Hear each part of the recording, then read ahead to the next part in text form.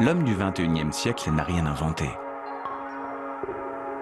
Un texte vieux de plus de 2000 ans témoigne que les Chinois pratiquaient déjà la lutte naturelle contre les dévoreurs de récoltes en élevant des fourmis pour protéger les mandariniers.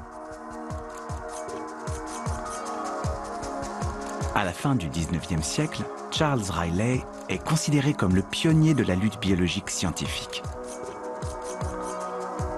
Brillant spécialiste des insectes, il a l'idée d'importer d'Australie une coccinelle pour décimer un ravageur des vergers d'agrumes californiens. C'est une réussite complète.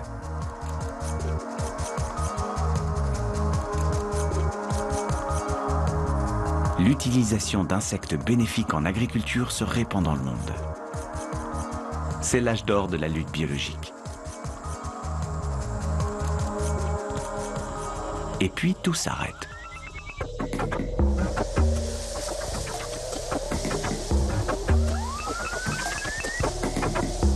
Dès les années 40, les pesticides chimiques envahissent les champs.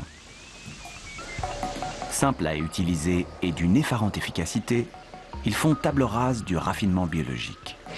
Le modèle agricole chimique se répand dans le monde entier. Ce n'est que dans les années 60 que les recherches en lutte biologique reprennent progressivement. À l'ombre des pesticides, les petits auxiliaires repartent doucement au combat.